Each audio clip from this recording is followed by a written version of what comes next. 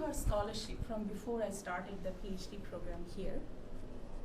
And in 2011, she was my comprehensive reader. So she read and gave me feedback on my comprehensive exam. She gave me wonderful feedback, and when I was leaving the room, she told me that, you have a very provocative research project going on there, but you need to make a stronger case. And she said that I'm not convinced yet. And so that was in 2011, and I kept working on it, and you can let me know if I have made a stronger case, and if it is sounding more convincing now. But coming from her, I took it as a great compliment and also a challenge to work harder on my ideas. So that's the research that I will talk about today. I'm interested in labor market categories, immigrant worker categories to be specific, and the enactment of exclusionary nationalism through them. When I first started thinking about this issue, partly informed by my personal experience of settling in Canada, I came across Roxana's early institutional ethnographic work on immigrant women as social and labor market category. She studied how policies and practices that are meant to support immigrant women in their job search construct them as particular worker subjects, fit only for certain types of labor. Roxana's study was done in the 1980s, a time when immigrants' challenges in the Canadian labor market was starting to becoming a policy problem. It was starting to gain attention in the policy scenario. 3 decades after, it continues to be an issue. The federal government continues to launch policies and programs meant to address immigrants' problems in the labor market. So in this presentation, I will address 2 such policies. I will analyze 2 such policies. Canadian Experience Class, introduced in 2008, and the new Immigrant Selection Grid, introduced in 2012. I will discuss how these construct the category of a job-ready immigrant. As I said, I'm interested in immigrant worker category, construction of immigrant worker categories, so I will discuss how these policies construct the category of a job-ready immigrant, and how their underpinning logic invests Canada and people constructed as Canadians with superior standards. Standards that don't need to be qualified, that are naturally there. I argue that this ideological investment is a form of national bordering within Canada and also around the nation, at a time when physical borders of the nation are increasingly dissolving due to an intensifying race for high-skilled labor Western nation states are engaged in. And here and in that section I will share some statistics that I'm finding and that are really interesting. So I think I'm going to assume some familiarity with immigration policies. In order for you to follow my argument, I guess some familiarity is needed, but I don't want to assume a lot, so I will start with some background. So immigration in Canada was liberalized in the 1960s. Prior to that, the policies reflected a seesaw between labor needs for capitalist expansion and racialized national imaginary, or racialized nationalism. Till the middle of the 20th century, overtly racist discourses were mobilized to control the movement of people deemed unfit for the national space. So undesirable non-Europeans were recruited and utilized in key industries for developing the nation, like mining, railways, and all that, but were placed outside of the national imaginary through strategic manipulation of immigration, labor, and citizenship policies. On the other hand, Europeans, typically Western Europeans, were granted the status of nationals. This ethnic racial identity orientation in nation building majorly shifted towards the liberal objective criteria of skill and merit in the decades following the Second World War. Immigration policies were liberalized in 1962, followed by a skill-based immigrant selection grid in 1967. And the reasons are complex. It was, post-World War era, a time for decolonization, a human rights discourse was coming up throughout the world, the United Nations was established, and also it was not possible to mobilize overtly racially exclusionary discourses for nation building. So the liberalization of policies through which immigrants were welcomed as skilled professionals on the basis of their skills came to be understood as a move beyond racially exclusionary nationalism. Both in partisan political circuits and partly also in immigration scholarship. One argument I make in my dissertation research is that after liberalization, racial exclusion could no longer be a stable, easily discernible, overtly discriminatory practice. It could not be, given it was an era of decolonization. However, the racial imaginary and the racial ordering of the nation continued. Only its technologies kept shifting. As I will discuss, the discourse on immigrant skill that started emerging in the years after liberalization, which categorized immigrants in various ways. It categorized them as either skill deficient or skill job ready, as I will show. In different ways, immigrants were categorized around this notion of their skill. And I will discuss that as this is one technology through which exclusionary nationalism continues to be practiced.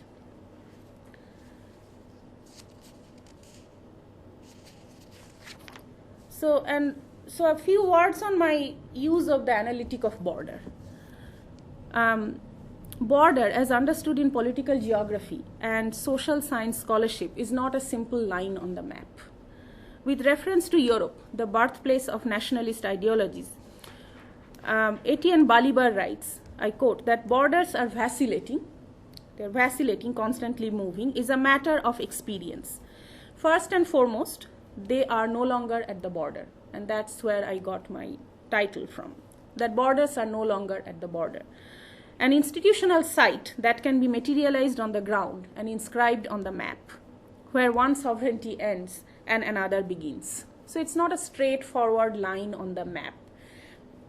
Borders can be social, they can be symbolic. They're polysemic. That is, they mean differently for different people, and that's why they affect people differently. Their purpose, Nandita Sharma, who actually is a very illustrious student of Roxana's, argues, is not so much to control the movement of people as it is to position people into hierarchical relationship with each other. This is why border seems a fitting analytic to capture exclusionary practices through liberal modes of inclusion. And when I say liberal modes of inclusion, my reference is to policies and programs for immigrants' labor market integration, which are informed by liberal democratic discourses of skill building, let me show you, let us train you how to be a competent Canadian worker. But how those practices can be exclusionary is what I'm trying to understand in my research. And I find the analytic of the border helpful because it's not only a physical concept, it's a social, symbolic, polysemic concept.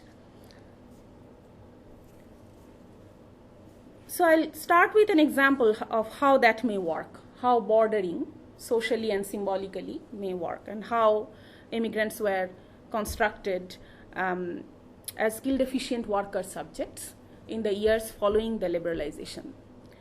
Consider that in the decades immediately following the liberalization, an immigrant Canadian-born divide appeared in key markers of labor market integration. Major barriers, as documented in an exhaustive body of immigration scholarship, are immigrants' de-skilling and employer demand for Canadian experience. Multiple federal and provincial programs were introduced, and they still operate, to assist immigrant professionals navigate what Hongxie Shan has aptly described as a credential and certificate regime. It is around this period that the immigrant, as skill deficient, a suffering, struggling subject who needs various programmatic interventions to be brought at par with the Canadian labor market, came to be entrenched in policy and popular imagination. As Roxana tellingly described in her study, the study that I referred to before, and I quote, in everyday life, and she's talking about immigrant women, the category of the immigrant women as a labor market and social category. I quote, "In everyday life, when we think of an immigrant woman, we have an image of a woman who does not speak English properly, who is a member of a minority group, notably from the third world, and who has a certain location in the labor market." And I emphasize that, has a certain location in the labor market. For example, she's saying, for example, as a sewing machine operator, like a sewing lady, or a cleaning lady. So you think about immigrant woman and certain images pop up in your head. In other words, the term immigrant women, she says, is both a social and labor market category. So your social image actually also determines your value in the labor market.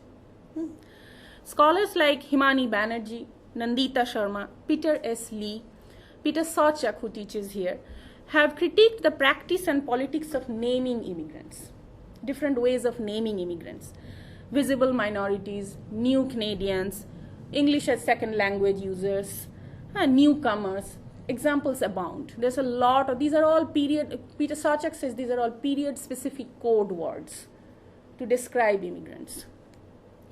And these place them in a hierarchical relationship with people constructed as Canadians. As I review the immigration category of Canadian experience class and the new selection grid, which are at the very latest stage of the policy, actually they're still kind of being introduced and talked about as we are talking here. So as I review those two policies, let's keep this history in mind, that prior to liberalization, so prior to 1960s, racist and eugenicist, biological and eugenicist discourses of race were mobilized to keep immigrants out, non-Europeans out. And after liberalization, discourses of skill deficit constructed immigrants as deficient worker subjects. And this construction becomes, you can think about it, you realize how powerful it is when you keep in mind that immigrant, especially after liberalization, is a racialized category in Canada. Because by opening up on the basis of people's skill, a lot of skilled professionals from the global south started entering the country. So ironically, actually, it became, liberalization made immigrant a racialized category in Canada. My doctoral research traces this construction of the deficient immigrant from liberalization to date. But in this presentation, I focus on the years 2000 onwards, so the very latest phase. And I focus on these two policies. So starting early 2000, the federal government started developing strategies to address what in policy circles came to be known as a broken immigration system, in which, I'm quoting from the throne speech of 2013 here, we have jobs without professionals and professionals without jobs. And this is a broken immigration system, so we need to fix that. And so multiple policies were introduced. What I'm arguing is that these are slowly but steadily replacing the discourse of the skill deficient immigrant that I just talked about by what I'm calling the discourse of a job ready immigrant. So the job ready immigrant has Canadian experience. So before I go into the analysis part of my presentation, let's briefly see what these two policies are about. Canadian experience class, and I will mention it as CEC from now on, is a two-step permanent residency program for international students and some highly skilled temporary workers that was introduced in 2008. Currently, you need 1 year of work experience in Canada at managerial and administrative levels, a declared plan to live outside of Quebec, and a language test by a government-designated agency to be eligible for the program. It was introduced to leverage the higher value Canadian employers place on local experience. The selection grid, and so just to get back to that liberalization phase a bit, in the 1967, a selection grid was announced, and people were given points on the basis of which they could come to the country.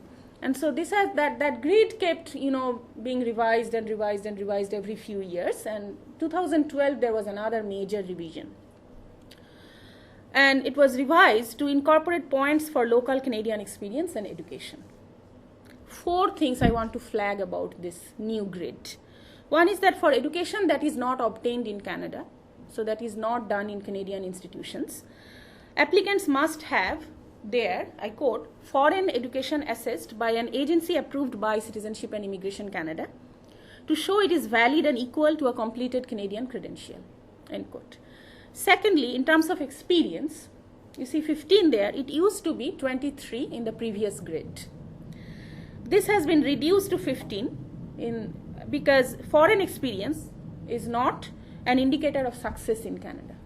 Again, I'm quoting from CIC press releases. So ministerial press releases a lot here.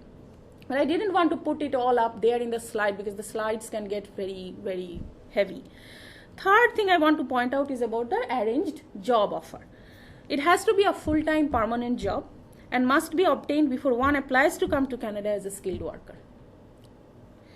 And fourthly, finally, adaptability is now rated on 7 factors, and it includes applicants and their spouses' past study and work experience in Canada, arranged employment, and relatives in Canada. It just used to be relatives in Canada before.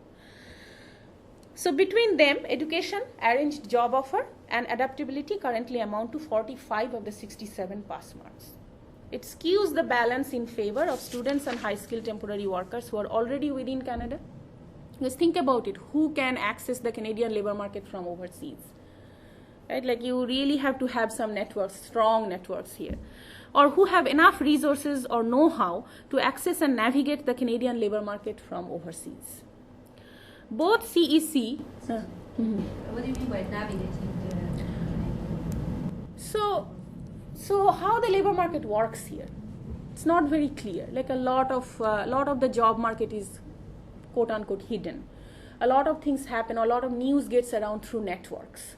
Like how do you have your tentacles into that network if you are not already either in the country or you have connections in the country from overseas?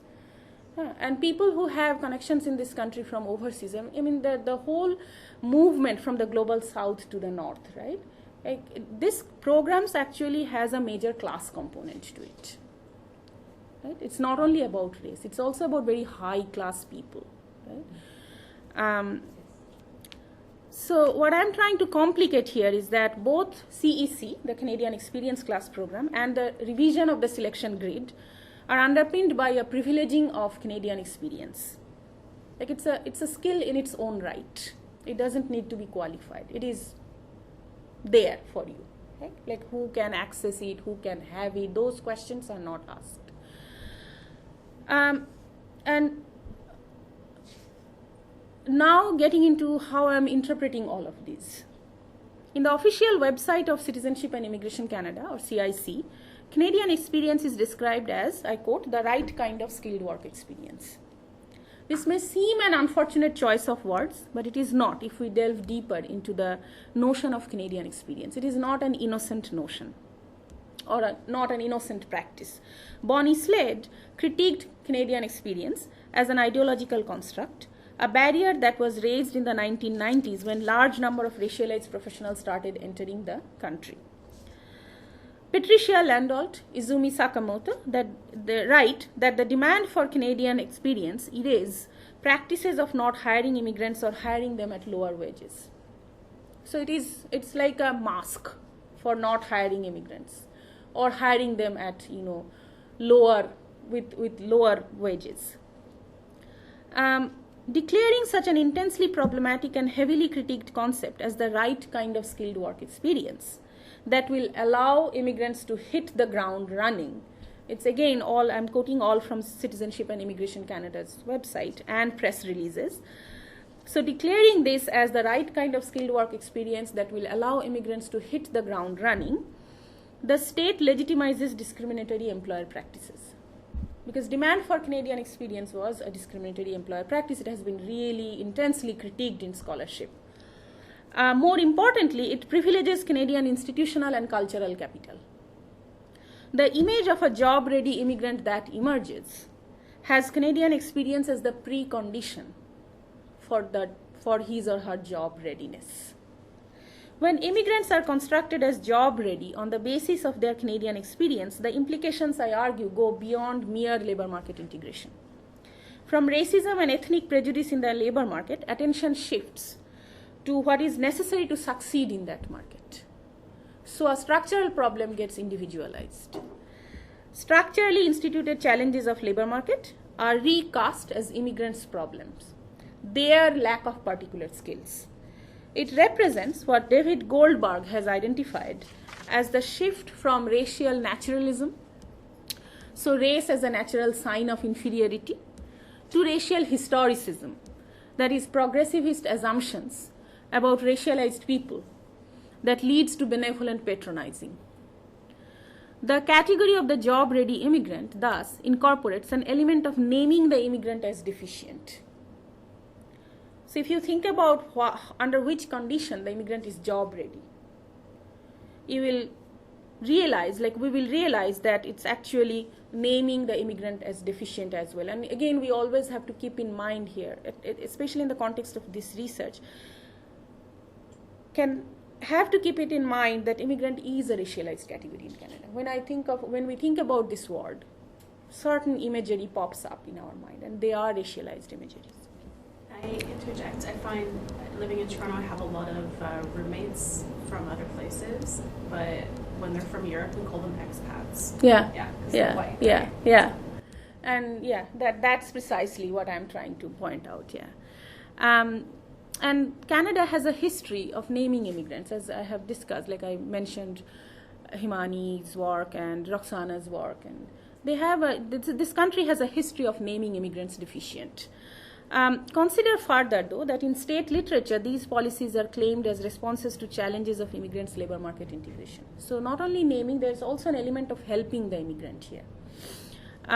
Minister Jason Kenney, who is the Immigration and Citizenship Minister, his press statements are full of references to professional immigrants in tears. And I have been going through lot of these press releases and his speeches. They're full of references to professional immigrants who are breaking down in front of him, crying and all that. And he says, it does not, I quote, it does not accord with our identity as a country of equality of opportunity. End quote. Canadian experience class is referred to as one more measure among a litany of training initiatives to help newcomers succeed. It is claimed that, I quote from 2008 press release, through the Canadian experience class, newcomers will be more likely to make the most of their abilities while undergoing a more seamless social and economic transition in Canada, end quote.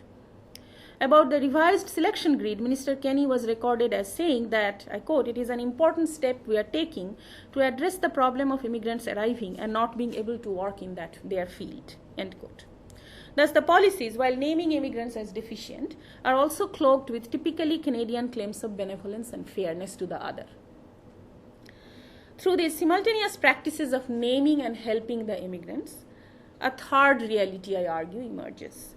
The Canadian of Canadian experience class is exalted, as Sunera Thobani would say, into the status of the desirable worker subject. Exalted to that undifferentiated notion of the Canadian. And so that's another thing. The Canadian is always a homogeneous body. Like we know who a Canadian is, right? That undifferentiated notion of the Canadian who, Himani Banerjee writes, I quote, is the unwavering beacon of our assimilation. End quote. The category of the job-ready immigrant, thus, is shoring up the imagination of the nation as having superior standards. Although it is masquerading as helpful for immigrants, it's helping immigrants overcome the challenges in the labor market, but it's actually shoring up the imagination of the nation as with particular standards, superior standards, standards which immigrants have to live up to. Critical attention is, I think, getting displaced from systemic barriers to immigrant skill. And this allows the nation state to maintain racial hierarchies between people constructed as nationals and immigrants. And all this is happening without talking about race. And so Goldberg refers to it as racism without race. The job-ready immigrant, however, is situated in the larger material context of the global race for skill. So I don't want to kind of imagine here or take it for granted here that all this is happening at the ideological and abstract level. It's not. There's real material anchors here. And the material anchor, as I'm seeing it, is the global race for skills. So Western nation states are competing with each other for immigrant professional skills. CEC and the revised selection grid fare prominently among the policies that have been proposed to brand Canada as a destination of choice for skilled professionals and students. Both the number of CEC immigrants and international students, we'll see, are on the rise. So, Canadian Experience class, starting 2009, it was introduced in 2008, numbers started coming in 2009, and you can see it's going up. And the number is expected to rise up to 15,000 in 2014. And it is frequently referred to in state policy documents and media releases that I am analyzing for my research as the most important future avenue for skilled immigrant professionals. So, international education strategy, Canada's international education strategy, actually talks about how we need to, Canada needs to actually accelerate its international student recruitment. So, CEC, there's more and more CEC applicants. So, you can see there's a linkage between Canadian Experience class applicants and international students. If you have more and more international students studying in Canada and who are given the opportunity to gain permanent residency through Canadian Experience class. So, there's an organic linkage between these two categories. And so, these are some information about some statistics on international students. The number was about close to 240,000 in 2011. In 2013, 100,000 student visas were granted by Citizenship and Immigration Canada. By 2022, according to Canada's international education strategy, the number of international students ideally will go up to 450,000. So it's basically creating a potential pool for future Canadian Experience class applicants, because international students and highly skilled immigrants, temporary workers, can apply through that category to be permanent residents. The government, interestingly, also talks about really unambiguously, about the revenue generating function of international students. And you can see the stats here. And I've just pulled out stats for China and India. Those are the highest sources of international students to Canada. And so, according to Canada's international education strategy, the average annual expenditure each international student from all study levels spends about $31,720. Chinese students altogether, the estimated expenditure is 2.56 billion. For Indian students, it's 917 something million. So it's a lot of revenue, lot of money we are talking about. But they are also, international students are also frequently referred to as ideal immigrants for their social skills. I'm quoting again from Jason Kenney's speeches, social skills to function well in Canada. So it's a clear reference to embodied cultural capital. It's a racially coded word, right? Social skills to function well in Canada for having, quote, that critical work experience, and again, quote, a degree that would be recognized by Canadian employers. So no apologies about Canadian experience or demand for Canadian experience and Canadian credentials being having a discriminatory history and a presence, I guess. Clearly, it has become a category of job readiness. Like, you are job ready provided you have Canadian experience. The way I'm seeing the site, what is happening in this site is a bordering within by naming the immigrant as deficient, and a bordering around the nation at the same time to stay ahead in the global race for skills, to secure a position in the hierarchy of late capitalist nation states. If an ideological discourse of superiority is not mobilized, Canada loses its position as an advanced industrialized nation state. It will not be a destination of choice for skilled professionals and international students unless it continues to claim this ideological superiority. but at the same time becoming a destination of choice for skilled professionals and international students. And as we have just seen, they're largely from the global south. And I showed, like I did a sampling of data, but indeed these professionals and these students are overwhelmingly from the global south. It means that the national political space has to be organized to reflect the historical racial order. And I argue that this is being accomplished through the construction of a job-ready immigrant whose job readiness, by the way, is contingent upon his Canadian experience. So you are welcome as a job-ready immigrant. You are not skill deficient anymore, provided you have these conditions. I guess I will stop there and we can have a discussion. And I kind of realized that I should have had a bit of an information on knowledge economy discourses and why is it that Western nation states are in deep competition with each other to recruit international students and skilled professionals. It also started around 2000. This discourse of, Canada having a critical innovation gap. Like if we don't have enough innovation, enough high skills in our country, we are losing the race to have a position in the global hierarchy of capitalist nation states. So capital accumulation actually stalls if we don't have enough high-skilled professional, because the economy that we are functioning now currently is not a manual labor-based economy, but a mental labor-based economy. It's a knowledge economy. You need very highly skilled professionals whose skills are actually marketable, who can, whose skills are commercially viable. And so all the major immigrant receiving countries, so United States, Canada, United Kingdom, Germany, Australia, are competing with each other to draw as many international students and high-skilled professionals as they can, to create this pool of talent within the nation. Yeah. Yes? Sorry, I can't know if you touched on this already, or talking about, how we are in competition, but what do we do when people get here? Did you talk about that? Or, sorry.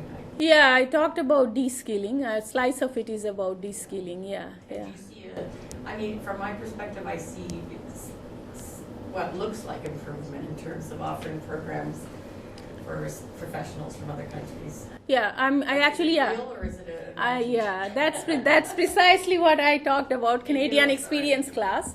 Canadian experience class, through which international students and highly skilled professionals can actually gain permanent residency in Canada. And but I guess I'm trying to critique that program for taking Canadian experience granted as a superior kind of skill. Okay.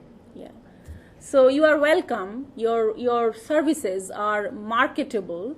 You are employable only when you have Canadian experience. So you come as an international student first.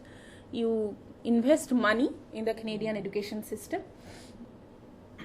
So we are talking about this kind of money here. And then we have an avenue for you, because you have by the time you have finished your program, you will have the social skills to function well in Canada. So it's a reference to embodied cultural capital. It's a reference to, it's a reference to your potential to assimilate, right? So no, I'm actually trying to critique the programs as a national bordering practice. I was just thinking more of like where they have programs specifically for lawyers who are trained in another country. I don't think it's a Canadian experience course, but it's like where the bridging. These are bridging programs, yeah. You need to do your article in here and then write the bar exam. Well, that's not exactly what I'm talking about. I'm talking about a specific program for international students and highly skilled temporary workers. That's called Canadian Experience Class, and I'm critiquing it because Canadian Experience has been a discriminatory employer practice. It has a history of discriminatory employer practice in Canada, and so I'm critiquing that.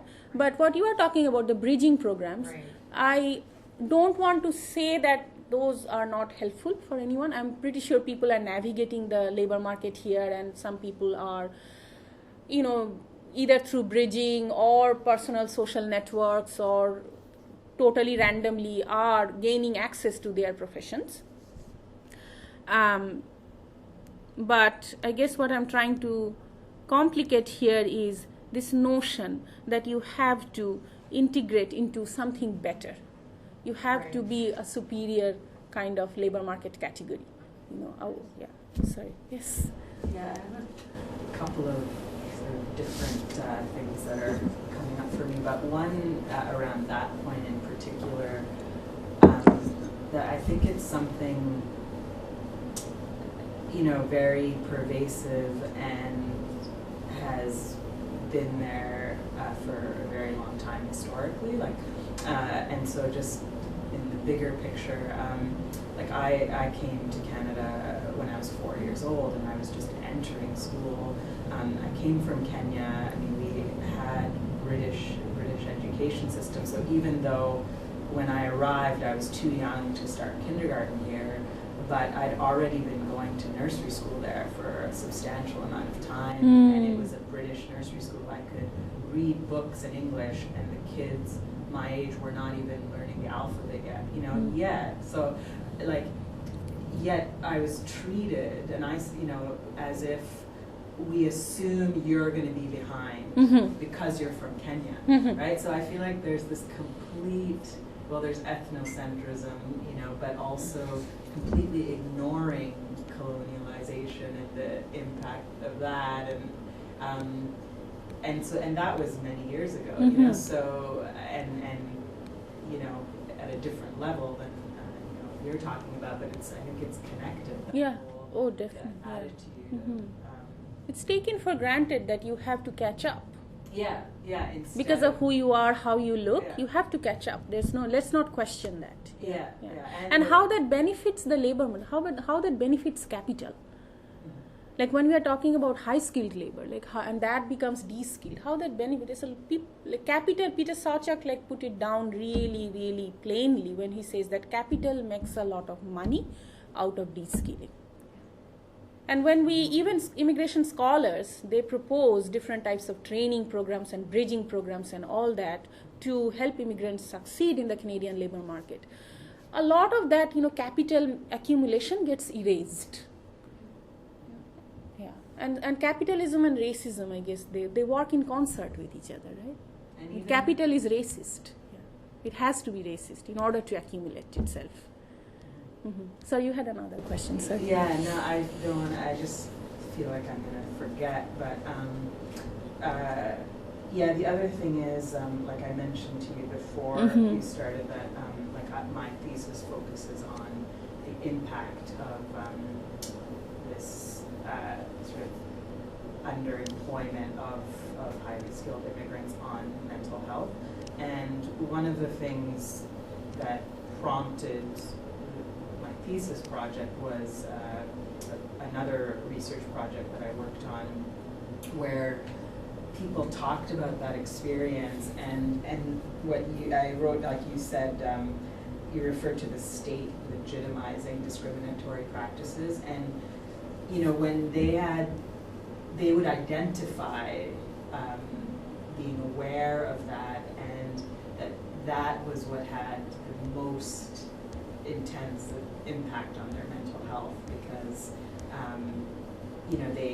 many of them, they'd come here, some of them were many of them were refugees, and they're leaving to come to a safe environment. They feel let down, and they feel like, okay, but I can't trust the government of this country that I had such high hopes for, and they're discriminating against me, so it's beyond. They said, okay, we can,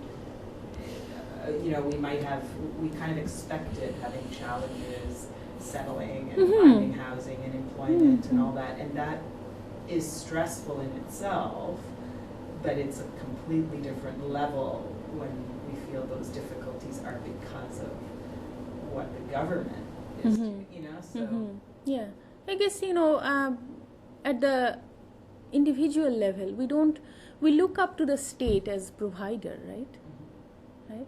But the state is capitalist and the state is racist. And so that impact, at the level of the mental health, is it's absolute devastation. Like I cannot even think about what happens, how you feel like when everything that you have is completely erased in terms of your skills, your credentials. And I complicate skill as a problematic concept, like it's a very evasive concept, but having done that, like it is our entryway, it is our entry point to the labor market, to have sustenance, to look after ourselves, our families and all that. And when that is erased in a very colonial gesture, the impact that has in people's mental health is sheer devastation for sure. Yeah.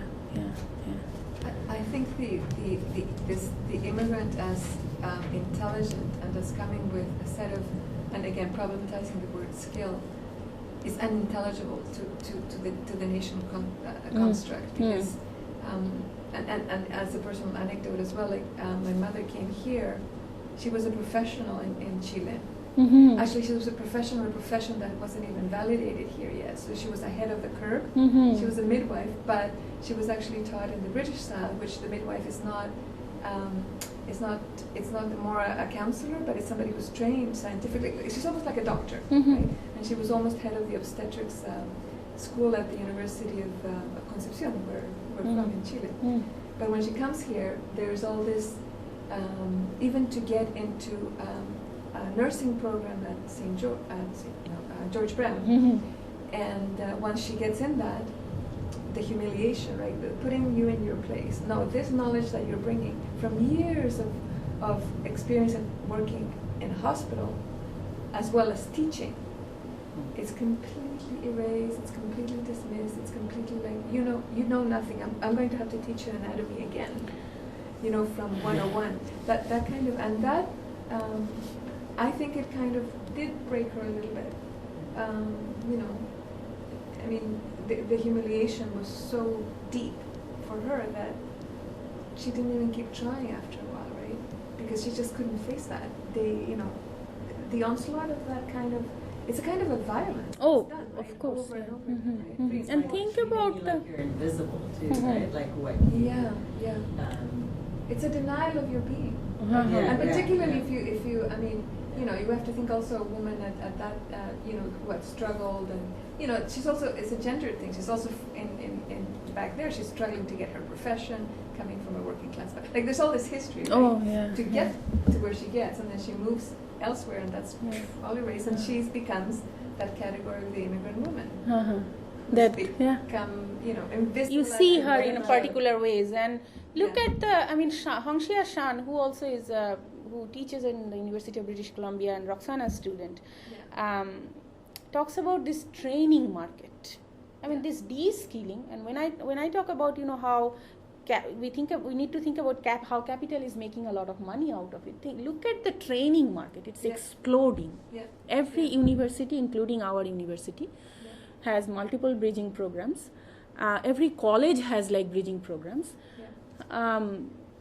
English language tests and all that, like exploding training market based on this ideological de-skilling, right? Yeah. Oh yes. So Yeah. I see what you're saying. Yeah, so that's also making money. Yeah. Like the materiality of The it. materiality of it. Because also- It's not at the abstract level. It's not like it's not only in imagination that it's a white people's country. Yeah. It's really materially grounded. Yeah. And then also relying in terms of education, relying already in the global south, in the global south states to actually if we do like an economic analysis, right? The we South spend continues most to of the bleed. money- Yeah. Exactly. We Yeah. spend most of the money to educate this person, who's then gonna,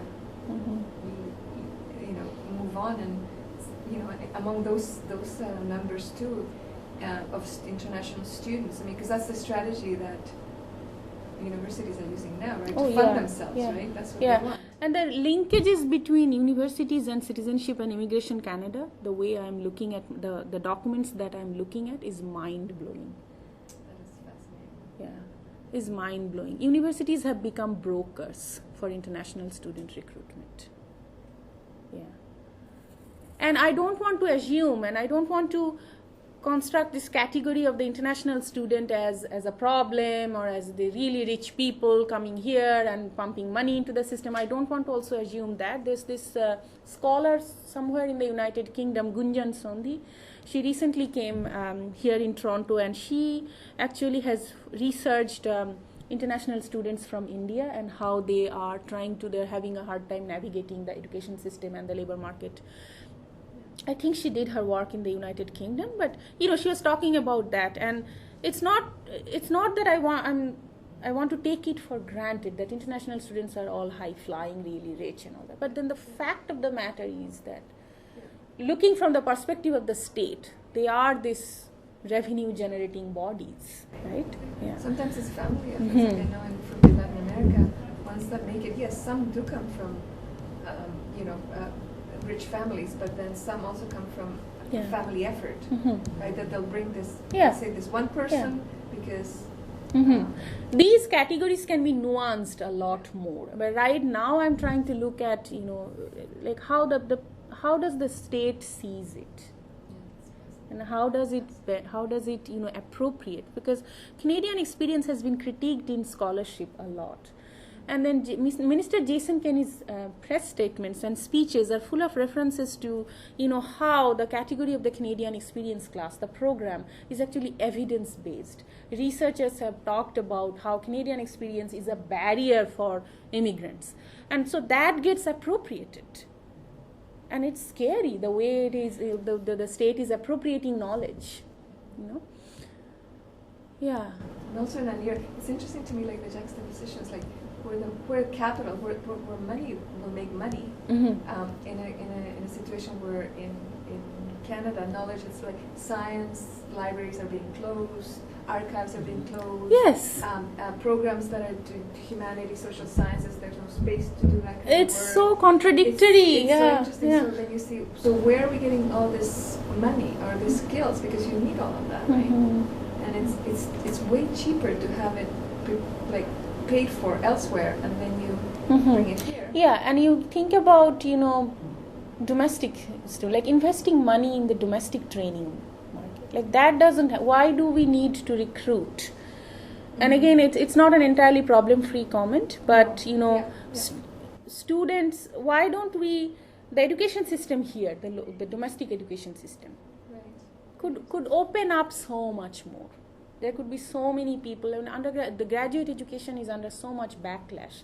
It's so hard to be a graduate student, right? Funding we are getting defunded. Like every year, a little bit, we are getting defunded.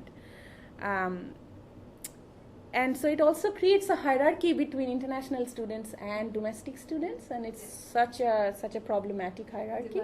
They divide. It's a division that we do not necessarily want. Yeah. But, yeah. So where did the money come from? If you're saying all this money is coming in, how could universities tap into that and say, look, if we want to have international students on the same footing, we need some more help? Sorry, I'm not... You're right. Sorry, I'm just wondering, where can they get the money? Where could universities, do you think, access money from the government? If they wanted to. I think if education is a priority. The trend is, I understand, because I'm part of the administration, so I understand this completely, and I understand that they're, international students are suffering because of this kind of thing. So I'm thinking, where can we get some money? Oh, you tell me. You are in the administration. I'm going, well, I'm just a student service person, but I have no power. How do we get our hands on some of that money that's being generated and say, okay, let's let's put it on an equal basis. That someone comes in and it shouldn't be that two-tiered system. Just trying to get ideas. Well, I wish I had the answer, though. I don't know. No, I have to say I don't know. It always comes down to, what are we doing for domestic students first? We have to put that first. Right? Yeah, again, that creates a very problematic divide between domestic and international. So, either way, it's a double-edged sword. It's a hard place to navigate. I don't want to create a hierarchy here. I don't want to assume that international students are all hunky-dory and all that. But from the perspective of the state, it seems to be more important. international student recruitment, Canadian experience, And then creating we this have pool strategy. for future skilled professionals, right? And whereas the domestic training, the education system is not, students are suffering. There's not who can go to graduate school. Like, it's such a privilege. It has become a privilege almost, And then once you or go to graduate immense school, hard work. What do you do after? Yeah. I mean, So it's because- a lot of complex and contradictory things that are happening in this site. It's not necessarily for domestic students. It's not necessarily for international students. It's not necessarily for you and I or of any of us. It's for capital. That the way I see it. These divisions are really important for capital accumulation. And capital functions and capital accumulates itself, I guess, through complexities and contradictions constantly. Yeah. Yeah. Any more questions? I think the idea of credential evaluation is also very important. And also now we talk about experience evaluation, because the past experiences are left behind, and it seems that the skills are not evaluated for the immigrants, because when you submit a resume or a cover letter, it seems that the past experiences are neglected, are not evaluated well, or under-evaluated. So that person is underemployed, underpaid because of neglected experience and skills and neglected past. So that goes to the mental health problem. Because neglected past means that your identity has been depressed somehow. So the feeling is affecting everything in your life. And I just to connect to that, one of the things I was thinking when you were talking is that it's, imagine the context of someone, like all the different traumas associated with leaving home and potentially whatever the context was that pushed someone to leave, violence and whatever else happened. And so there's a lot that I think people have tried to, or forget and block out in order to move forward. But often a professional identity is like the one positive thing from the past to hold on to, because when you're describing your mother, I was thinking like that's such a great example, because people, it's not just about, okay, I can list my skills and I have a resume and whatever. No. Most people, when you make your choices based on passions and you put your passion into it, it becomes part of who you are. And so if that's the one part of who you are that you can hold on to, and then that's denied or that's And this moving forward by forgetting the past or erasing the past, and just let's move forward. Let's look to the future. It's actually promoted.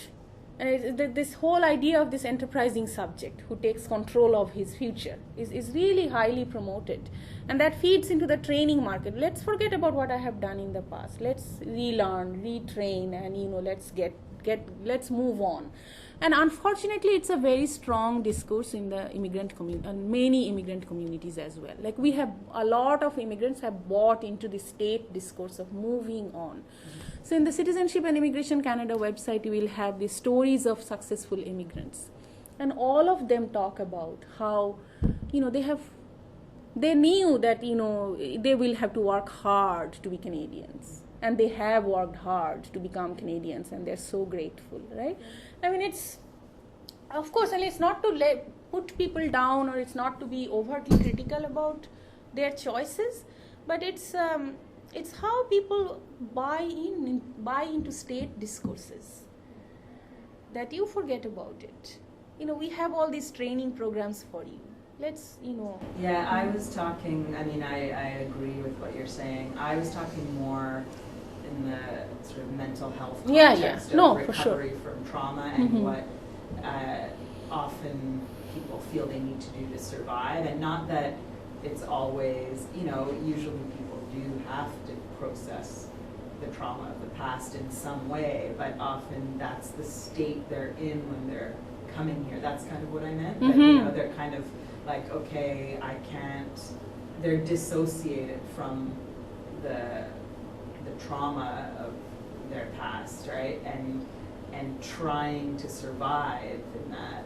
Often, people will, they have to try to find something. Something, to hold on to. Yeah, right. yeah, And of course. so, anyway, that's kind of No, more definitely but that is. But I agree with you, and then those are the stories that get presented, yet when, and in terms of the influence on policy, right, it's that, okay, well, the assumption is that over time you get more assimilated or integrated, whereas there are many people, like in many interviews I've done, where they say, I feel less like I belong the longer I'm here, because I feel like, okay, well now I've been here 10 years and I'm still facing discrimination, right? So it's very, the actual experience is very different. Yeah, on the ground it's a lot more complex, a lot more nuanced, right? When you speak to people, the way they see this issue. And I totally agree that you need to,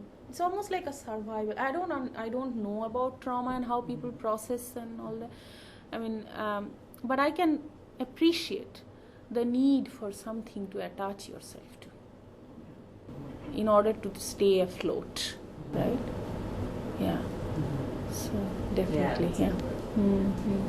But it's also interesting to see how those discourses of success, right?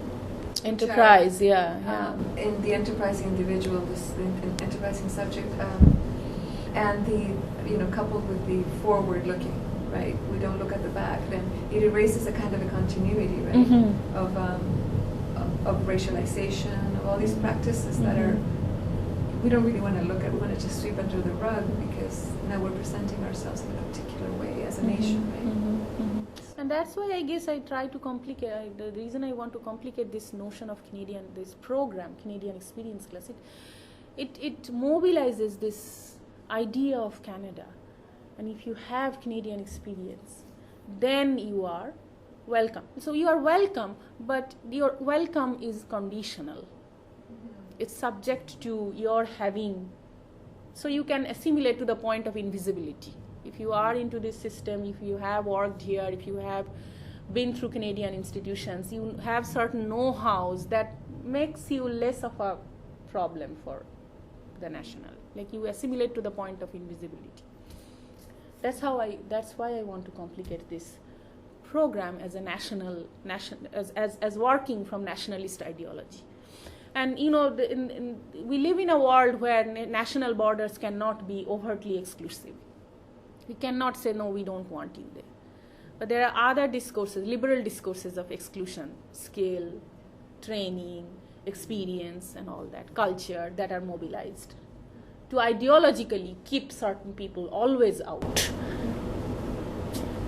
And every time I, think about the whole Canadian experience issue, there's someone I interviewed who said to me, and I also connect with her story, that he said, I was a dentist in my country. Are people's teeth different here? And that always comes to me, he's like, Canadian experience, like, to me that's such a, and you were saying she has to be trained in anatomy again, like, is anatomy different? Yeah, it doesn't make sense really, but it's so strong.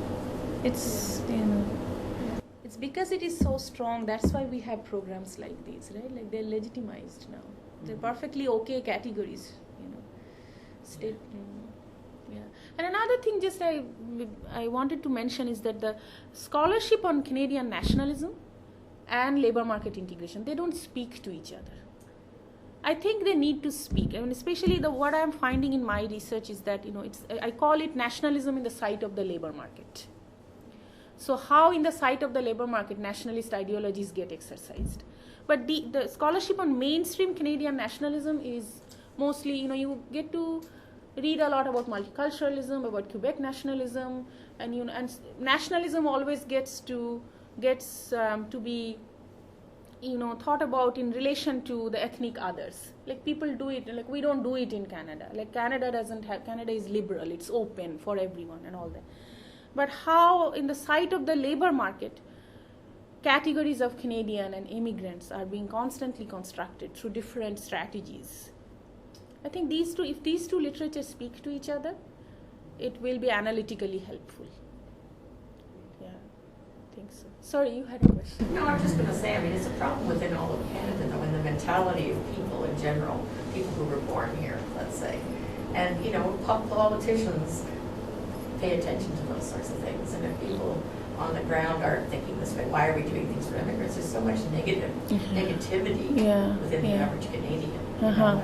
It seems like it's like a humongous task. Yeah, politicians, you know, they're not going to do what, you know, when there's so many people saying, oh my God, why are we doing, you know, to say we need to do more. I can't even imagine, you know, but we've got to start somewhere, I guess. But I just feel like Canadians in general are just so, they don't understand that we need immigrants, and we you know, I think Canadian, so you know, much it will be value really, from it, you know, it will be really, it's not only that we need immigrants, it will be really, I mean, it's a hard task, but if people constructed as Canadians, they really come to see or understand or appreciate the nature of the state.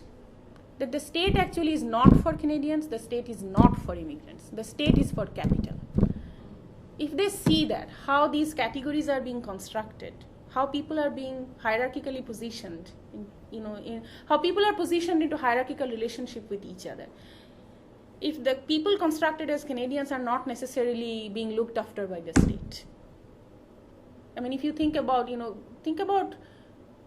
generally about the labor market situation, everyone is hurting, right? And from time to time, everyone hurts. They hurt in different ways, but they do hurt, right?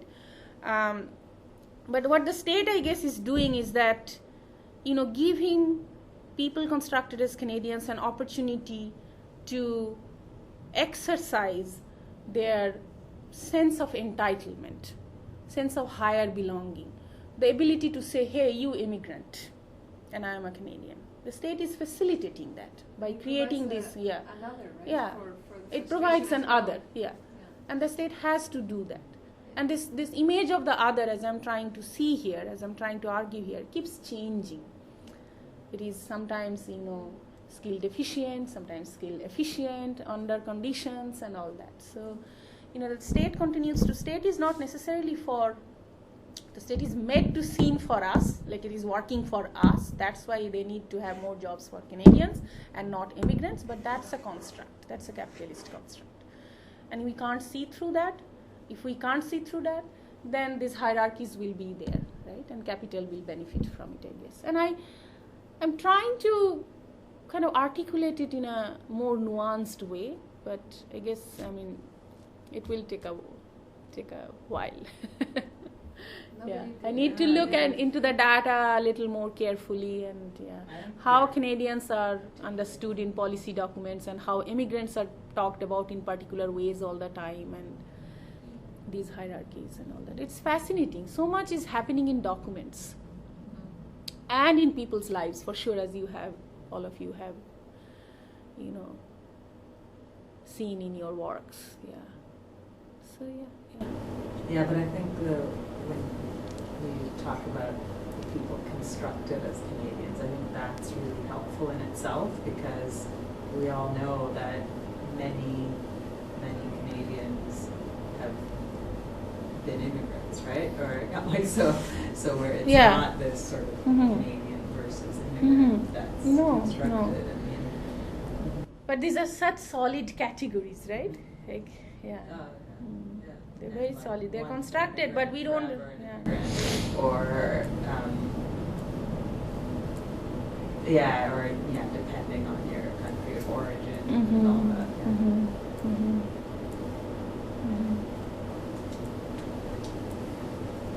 Okay. Any other questions? Thank you, everyone. Thank you so much.